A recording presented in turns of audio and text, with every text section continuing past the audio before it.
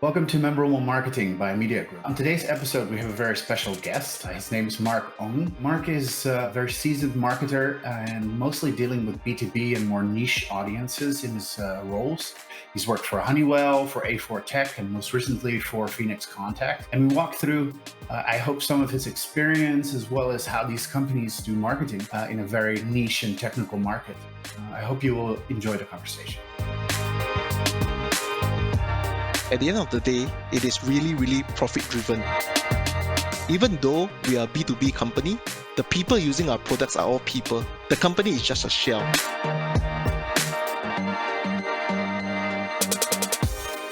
Mark, welcome to the Memorable Marketing podcast. It's great to have you on. How about you give a little introduction to your background and work experience and so on, and let our audience get to know you a bit. Thanks, Bart, and I'm really glad to be here. So my name is Mark, and I have basically been a professional marketer for more than 16 years. And for the past 10 years, I have been in a senior leadership marketing role, spanning across really diverse industries such as manufacturing, industrial automation, IT, and even telecommunications. So my core focus is really on performance and revenue-driven marketing, and it's really all about the digital customer experience journey.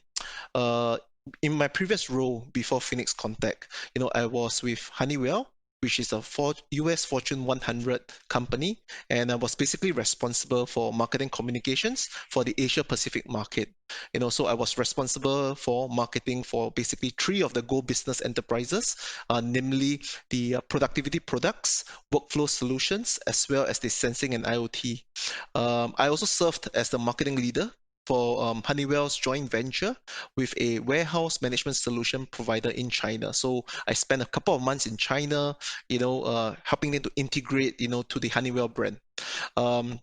Prior to Honeywell, I was actually the country marketing manager for A4 Tech. A4 Tech is a Taiwanese company, and what they did was they basically manufacture computer peripherals. On a personal level, I've been married for 11 years now. I have a son who is 10 years old, as well as a toy poodle actually, named Daisy. Oh, adorable. We're going to have to use that for the thumbnail of the YouTube video just to get some more views, I suppose. Absolutely. Mark, you mentioned that you have a focus on like performance, customer experience, and so on.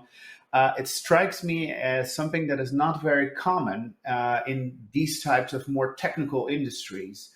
Have you found your sort of niche, or did it happen in another way? How did you get this sort of customer experience and performance focus in these industries? Absolutely. I think first and foremost, while marketing can span across very diverse industries, but one thing in my honest opinion holds true, which is, at the end of the day, it is really profit driven. Now, the truth is the profits are what pays our salaries. It is what pays our bonuses, right? So, in my humble opinion, I think that it's really important for marketers, especially in larger companies whereby the brand is established, to really start thinking about revenue.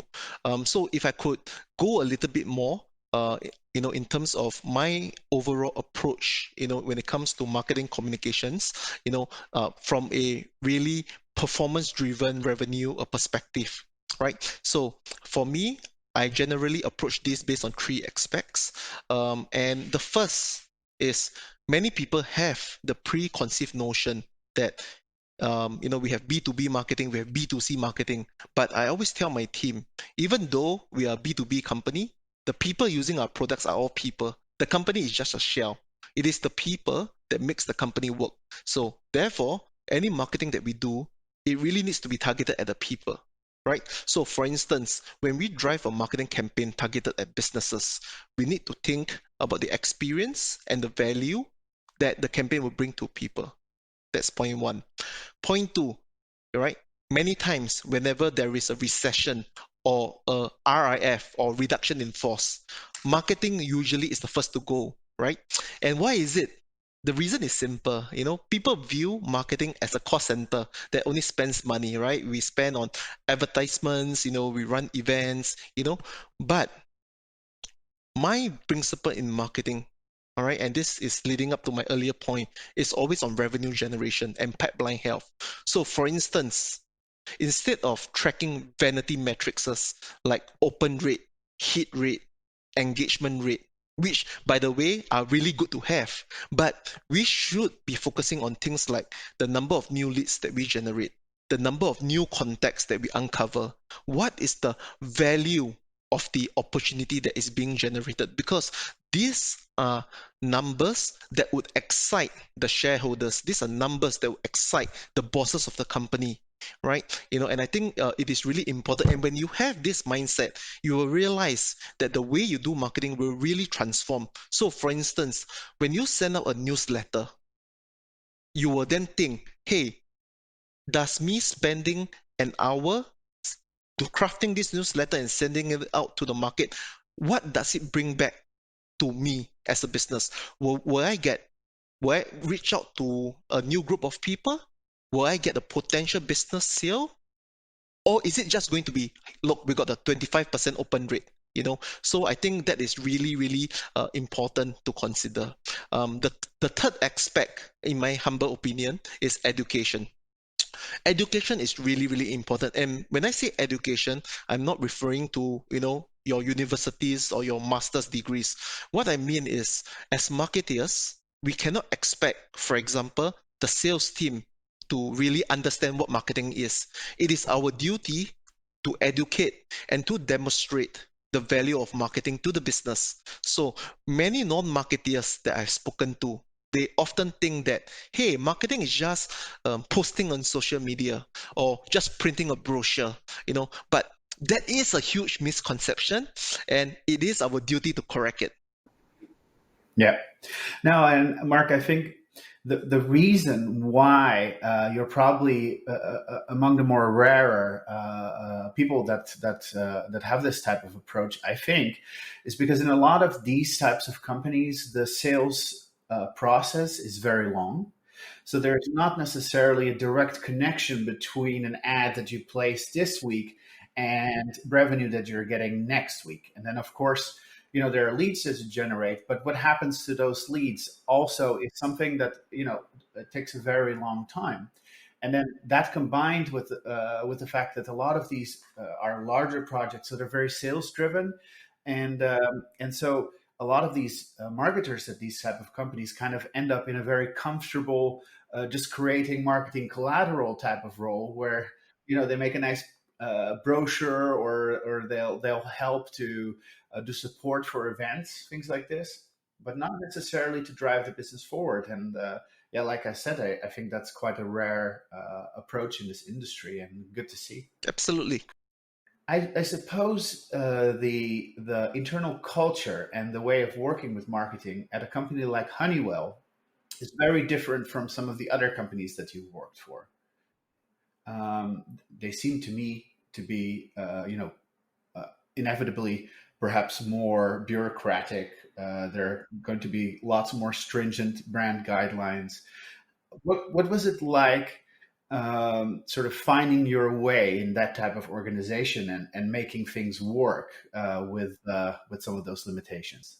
Absolutely. I think, Bart, you raised a very legitimate point, and having worked for both an American company and Phoenix Contact, which is a German company, I can see huge differences in the go-to-market approach. So, for instance, from Honeywell, it is really a very tops-down driven marketing. So we got a very big global marketing team in headquarters that does a lot of campaigns, that does a lot of collaterals, and these are basically trickled down from headquarters to the various subsidiaries, and we will do what we call localization, right? On the other hand, Phoenix Contact being a European company, it is the other way around, right? It is really bottoms up. So we have a huge team in Germany as well. But the difference is that a lot of campaigns and initiatives are triggered from the subsidiaries. So I would do my own local campaigns and I would share it with the rest of the world. Now, if you were to ask me, is there a right way of doing it? I really don't think so. And the reason for this is simple, because it really depends on the strength of the team. If your team is smaller and requires a lot more support, then you would benefit from resources, okay, that the headquarters gives it to you, because all it's all prepared. You have all the assets on hand, and you can just pick and choose.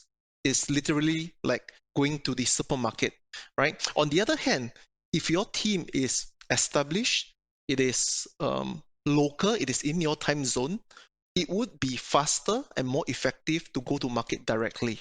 So I think that apart from the company culture, the strength of the team and the leader is also very, very important. Lastly, I would like to add on, to the point of Honeywell, which is, I mentioned it is really, really top down, but it also depends on whether can you get the buy-in of your stakeholders, right? So in my time in Honeywell, I have done global campaigns that was initiated out from the Asia Pacific market, which was shared to US, and US replicated it across the world. So in other words, I think that you really need a lot of initiative, and you really need to be able to convince the stakeholders that, hey, this is a campaign worth replicating globally. That sounds like it could get quite political,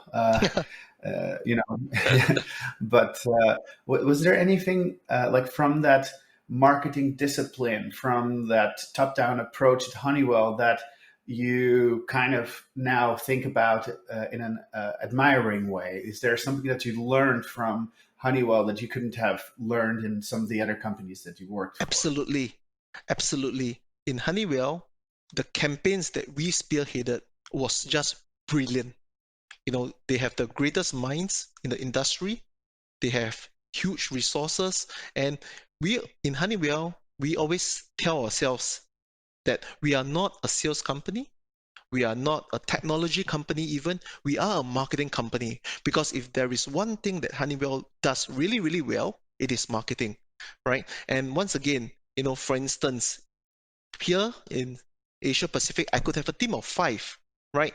But globally, they have probably hundreds of people with, like I said, really brilliant minds, and collectively, the ideas that was being sprung forth, and the fact that they have, um, brainstorming sessions with the rest of the regions. This means that in terms of the creativity of the marketing campaign, it is definitely much, much more than what a smaller team could possibly achieve. And I suppose with the help of marketing agencies as well. absolutely. And one more thing that I would like to add on is I always considered my time in Honeywell as really being exposed to things I would never have been able to be exposed before. And why I say this, there is an unprecedented amount of autonomy that we will get as marketers, right? So, for instance, in Honeywell, I was responsible for $1.5 million in my marketing budget for just one business unit, right? And nowhere in the world, very few companies will afford you this sort of flexibility, and they will really challenge you, to run the business the way that it should be run from your perspective to hit our AOP, or annual operating plan. So I think really, swimming in the deep waters was really, really beneficial to my personal growth as well. So you have this AOP, this annual plan. What was the process like for connecting this to specific marketing campaigns and projects? So for us, we are involved since day zero, right, of the business strategy planning, or STRAP as we call it, right? And I think this is really, really crucial, because in many organizations, Marcom is only involved at the tail end when all the plans are decided, and and then they will pull Marcom in to say that, hey, look, we have this campaign, we need a brochure, right? But the truth is, this is not ideal. right? Because at this late stage, Marcom will have very little say in terms of the strategic aspect of the plan, but rather just be an executioner, right? So to give you an example, right, and this applies to Phoenix Contact as well. Our financial year is January to December, right? And normally in Q3, we would have our strat planning, right? And this is done on 4 prongs, right? It is done on a BU level or business unit level. It is done on a country level with the local GMs, with finance to ensure the operational sustainability, and as well as marketing, which is my team, right? And we would brainstorm and we will discuss and we will understand what is the strategic growth aspects for that country, for the business unit to hit the AOP for next year. And we as marketers would then craft a campaign to basically help to achieve the AOP. And this AOP was in terms of revenue per type of product or what? Yes, Yeah. right. And so all of the different business units would come and go through this process, and that would sort of roll up into the country level, and that would roll up into global levels, and then this is how it's managed. Absolutely. In terms of deciding what type of marketing channels you would use, or what type of positioning or products you would push. How would you decide that? What would the process look like? Do you have a strategy, a formal strategy that you go through? So we do have a broad strategy, and this underlying strategy, which holds true for both companies, right, is digital first, right? So in other words, everything that we do, we will always ask ourselves, can this be done digitally? What are the digital channels that we should be using? So that is the first and foremost, I would say, the backbone of the entire strategy. But with that being said, especially here in Asia, we need to be aware of the fact that the market may not necessarily be as mature as the Americas or even the European markets. So, for example, in certain countries, they may still require a physical catalog, for instance, right? Instead of outreaching to them via search engine marketing or Facebook ads, they would prefer to get a flyer, right? And this is exactly why the involvement at the strat planning stage is so crucial, because as I mentioned earlier on, the strategic planning, it doesn't comprise of just one department. It comprises of multiple departments with different stakeholders. And that is where we will go in depth. So for instance, I will talk to the country manager of Malaysia and understand what are the areas that he wants to target. Which is it, the southern part of Malaysia? Is it the western part of Malaysia? And from there, we will sit down together to understand the customer profile. What is the customer demographics? For instance, right? If we are running a retail campaign and we want to target the mini marts, in a small city in Malaysia, for instance, these are predominantly mini-mart owners who are probably in their 50s, right? And they wouldn't get SEO, they wouldn't get SEM, they probably wouldn't get Instagram, TikTok, and whatnot. What's the best way to outreach to them, right? And that is where the um the uh the cohesiveness needs to come into play, because as marketers, we don't just talk marketing. We need to work with the sales to come up with a 360 degrees engagement plan, right? So one of the key cornerstones could be, hey, look, we need to have feet on the ground. We need to have local sales engaging the local mini-mart owners, for instance. We need to run road shows there. We need to have giveaways. So I think to go back to your question, but I think it is really, really dynamic. There is no one tool fits all. There is no one strategy fits all, because we live in such a diverse world. But I think the overarching strategy is really digital first. I see. Okay. Yeah, that's interesting to hear, especially because if to be honest, if your overall idea is that you're going to do what works, you're going to focus on performance, then starting out by saying we want to do digital first, it's not really keeping an open mind as to what might perform better. And in the example of the mini marts, for instance, you might want to do point of sale or brochures or things like this. So Absolutely, I think that is a very legitimate point, and that's why I said as much as we want to focus on digital first, we also need to recognize the fact, as you rightly put it, that sometimes the digital approach may not necessarily work, right? It depends on the industry that you're in. It depends on your target audience as well. So I think as marketers, we need to be agile, to really react and to be flexible enough, I would say, to come up with plans that fits the market. Yeah, and you mentioned cooperating with sales. I've always found in a way that the people that know the customers best are salespeople. They'll know what arguments work. Have you used in your career sort of input from salespeople to figure out marketing messaging? Absolutely, absolutely. And you are right to say, but that the salespeople, they know their customers best.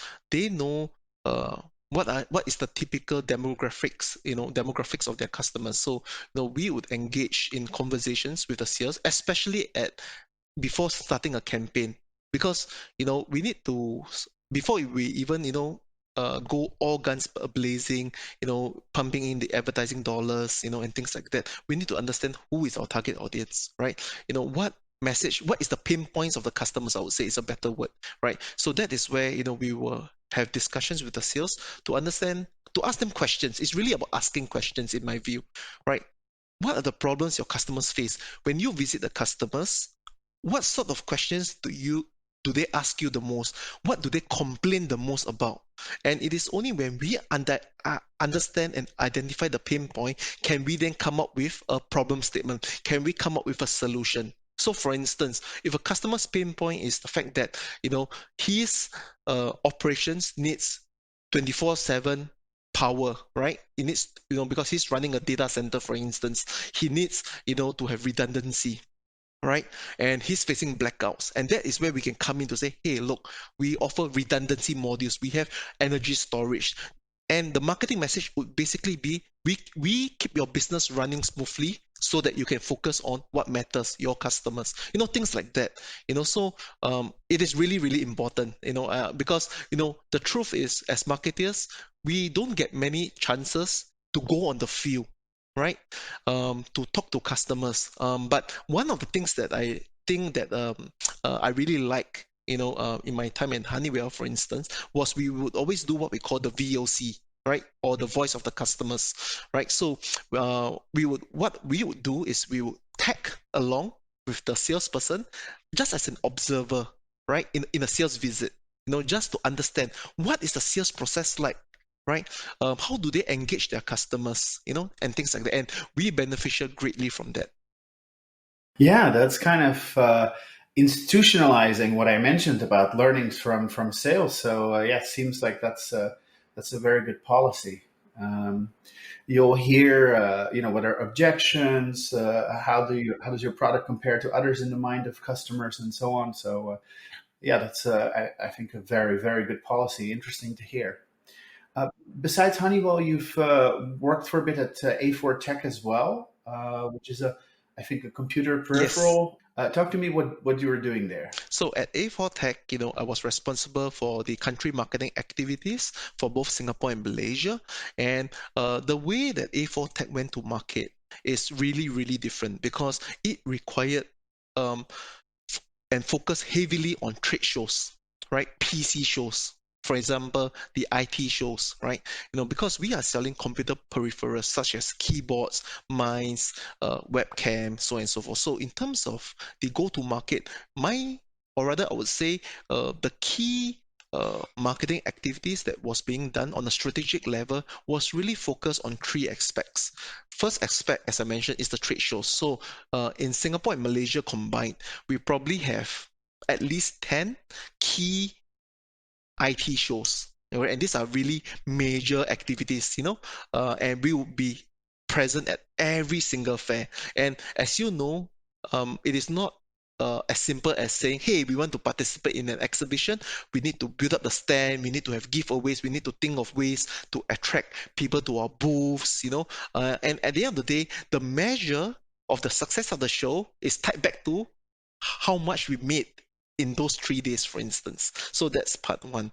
The second part is really working with various trade publications, industry magazines like PC World, for example, right? We want to have editorials with them.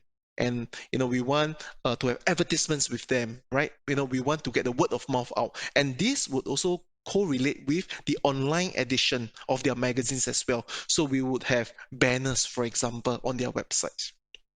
The third part, and I think is probably the most important part, is the supplier management, because A4 Tech, we are the manufacturers, and let's face it, how many mice, how many keyboards can we sell in a day to direct consumers, right?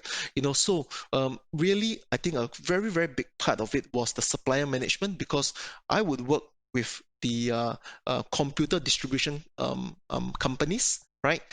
It could be corporate companies. It could also be resellers, and it's really working out the joint marketing activities, joint marketing promotions. How do we support them with marketing development funds, for instance? So it was a really, really different set of marketing as compared to Phoenix Contact and Honeywell. Yeah. So this co-op program that you're talking about, um, what comes to mind is Intel with their Intel Inside program. For years and years, anyone that wanted to do advertising for computers would get some money from Intel to include the ting sound and the Intel Inside graphic in it. You This was that type of program, or more involved, where you would really get it into the planning and the execution of things with vendors? That's right.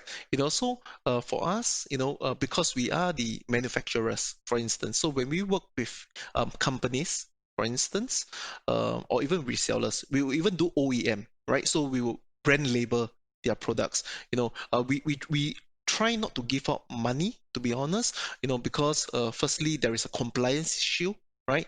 So what we like to do is to, in lieu of money, replace it with resources, right? With products even, right? So, and that is where the channel marketing, or the supplier management aspect comes into play, right? So instead of, say, giving out money directly, we would support them with resources, put your point, your visual merchandising materials, your posters. We will even have what we call, like I mentioned, a MDF fund, or marketing development fund. So if that company wants to participate in a smaller show, they can apply for this fund, and we'll actually sponsor half or more of the cost of the activity that they are going to be doing. Even if they want to produce their own souvenirs, branded souvenirs, they could also tap onto this marketing development fund as well. So I think that's basically how we actually did it.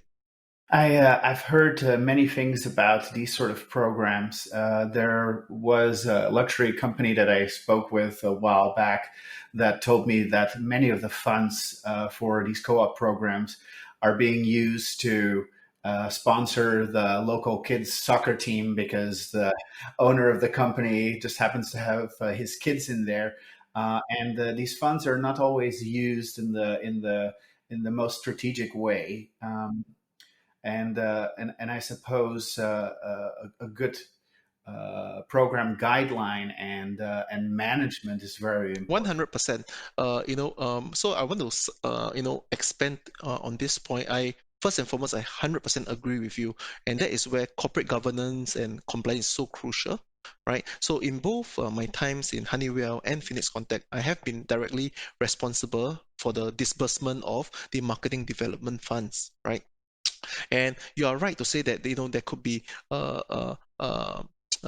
cases where the funds are not being channeled properly, and then the question now that I have is, how then do we, as the stakeholders, ensure that this money or these funds is being put to good use? And that's why, as you mentioned rightfully, a good and robust program structure is important. So first and foremost, okay, whenever a supplier or a company wants to use the marketing development fund, they need to submit a formal request, right? And this formal request outlines the nature of the activity, what is the expected ROI, things like that. And we use Salesforce, right, in both Honeywell and Phoenix Contact, right? So all these requests are logged into Salesforce and is directly tied to that company that raised this fund. Every 3 months, 6 months, 9 months, and 12 months, we will have our QBRs or quarterly business reviews with these companies, and we will really use data because data doesn't lie. We will use this data, we'll make sure and hold them accountable, for the results. Okay, and any MDF request doesn't get automatically approved because it needs to go through a few levels of approval. So even though I am the person responsible for the fund, I have my finance director, for instance, who will serve as the second pair of eyes. This is what we call the four eyes effect, to make sure that it is solid. Because at the end of the year, my finance director and compliance is going to ask me, look, we invested $100,000 in company X. So can you show me the results of it?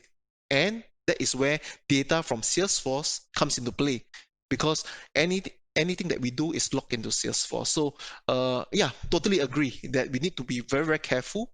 And that's the reason why I said earlier on that personally for me, I try to avoid giving out rebates, credit notes, or even cash. It is always resources as much as I can. Yep. And I suppose another option to manage this program and to retain control is to actually execute it yourself in-house. So, rather than just a random example, rather than having 20 distributors doing an ad in different places, you place that all from your own marketing department. You get the assets from the supplier, and you ensure the best pricing, right. the best placement, and so on. Everything will be according to your brand guidelines. Um, have you considered that type of Yes, control? actually, but we actually have this in place. So at Phoenix Contact, we actually have a partners portal. So this is a website, okay, for all of our distributors to access, and they have access to all of the regional initiatives that we have. So all the assets, that you mentioned, or they could even order souvenirs and things like that. So we do have that in place. But with that being said, when we evaluate a distributor, we look at a few things before we appoint a distributor, right? Obviously, apart from the sales commitment, the strength of the company, we want to make sure that they are also doing their part to market us, right? So while we have regional initiatives, but we also expect our distributors, especially our master distributors, to come up with their own local initiatives. So I think right now we have a pretty good blend of both. Good to hear. Yeah, that sounds like a good program then. There are many such programs that are not managed as well. So, yeah, again, good to hear. Um, you mentioned a bit about trade fairs and the importance of that at A4 Tech. Um, again, from my experience, in a lot of cases, these trade shows were basically convenient places for salespeople to meet up with people they already knew, and and it's not necessarily as much getting in front of new audiences. Have you done anything to sort of activate this trade fair attendance more by getting new audiences to come in and so on? Yes, we have. And so I think what I'll do is I will cite two examples. I think, and I'm going to talk pre-COVID first, right? I will talk a little bit more about the hybrid model and things like that. But pre-COVID, where we were, attending so many trade fairs and exhibitions, and you're absolutely right to say that yes, it is a convenient way for old buddies to catch up, have a beer or two. So how then do we make sure that we get new customers? I think first and foremost, whenever we participate in a trade fair, we would always ensure that we have a presentation slot, right? Because we want to present to the masses, right? We want to present to people, right? So normally what we do is after our presentation, we will then give out a card, right? And it is not the business card. It is a card directing these people to visit our booth, right? And they could go to our booth, talk to our salespeople, to our guys there, and they could get a small gift, for instance, right? That's point one. Point two is the fairs that we go to, we always make sure that they are of a size that they are of a sizable size, right? We wouldn't participate in a trade fair with, say, 500 people, right? So we normally try to participate in really big scale exhibitions where there are literally thousands of people, and this it's a numbers game, right? The bigger your pool is, the higher chances you have of getting new leads.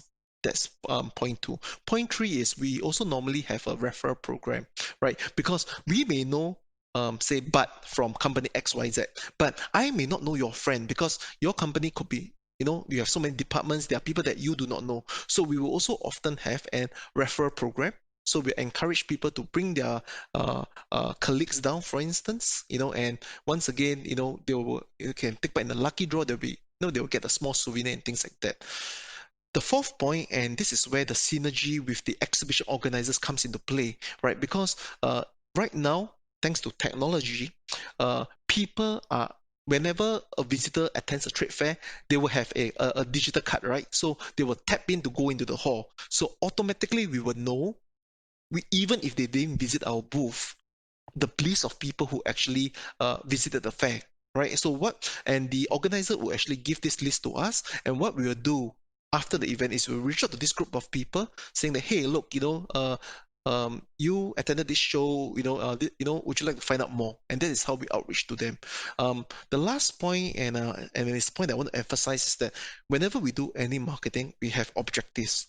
Specifically for exhibitions and fairs, our measurement is really the number of new contacts and new leads that we get that are not found in Salesforce, right? So, and that is, we are set the target, of course, and that is really how we sort of like determine the success of the fair.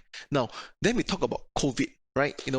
Hybrid or virtual exhibitions was the hotspot, and many trade shows and exhibitions, they went 100% or if not 50-50 hybrid. And I think that with the advent of such hybrid exhibitions, it actually helps us to get a lot more leads, because then people can join from the comfort of their own home, right? There will be many digital activities promoting. It is really, I've attended some exhibitions whereby, it uses sort of like VR. You can see yourself walking through an exhibition hall. You can visit the different booths, and I think really it helped us to expand our reach a lot more. The last point, to the point of getting new people, that I want to highlight is that when we attend exhibitions, we almost never invite our existing customers, almost never, right? Because these are people that we already know, we are already engaging with them on a regular basis,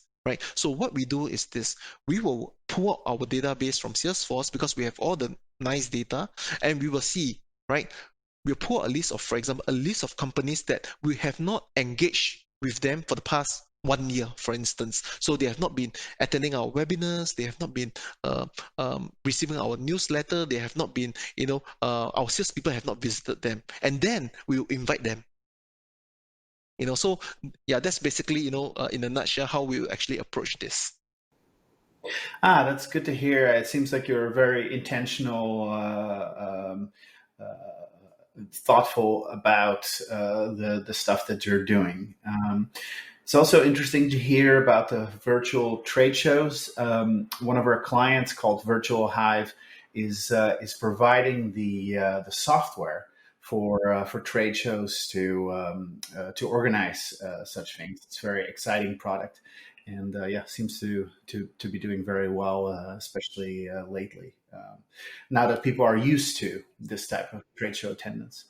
And of course, the great advantage of digital trade shows, besides the attendance part of it, is that you have much more precise data about who has attended, who has visited what places, and so it really is kind of the promise of the internet in terms of marketing, is that everything is measurable.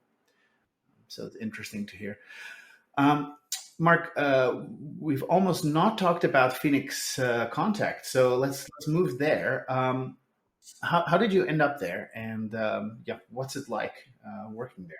Yep. So I've been with the company for close to 10 years in total, right? And currently, I'm the corporate marketing director for Southeast Asia.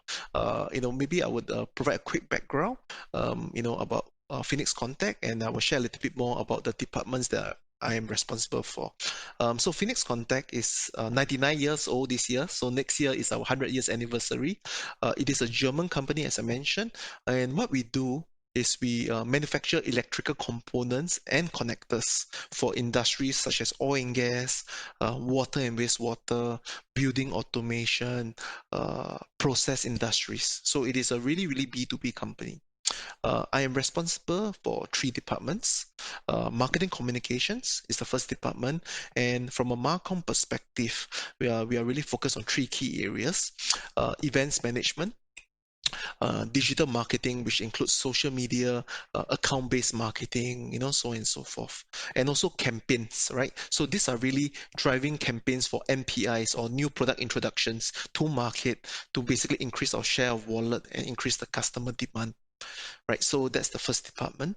The second department that I'm taking care of is marketing operations. So as I mentioned earlier, we are using Salesforce as our CRM platform, right? So Salesforce is our single source of truth.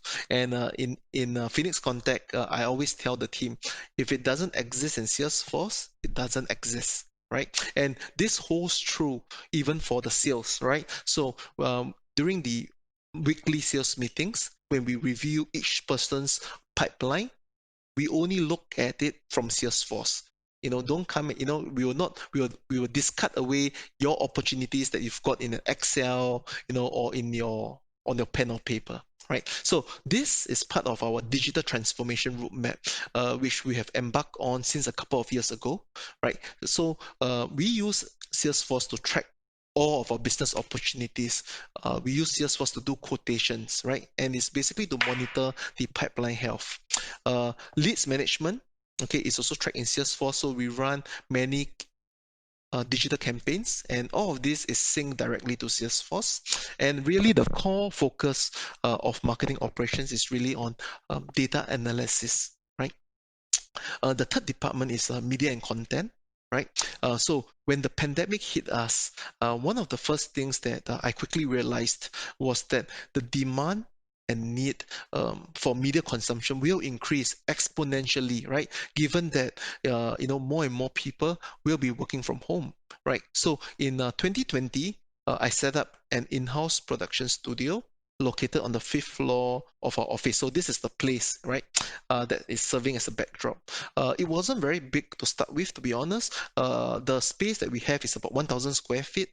And the purpose of the studio, which is called Lightbox, by the way, was basically to create content for Southeast Asia by Southeast Asia, right? We have a lot of content that we get from headquarters, but this may not necessarily resonate with our customers here because the market maturity is different, right?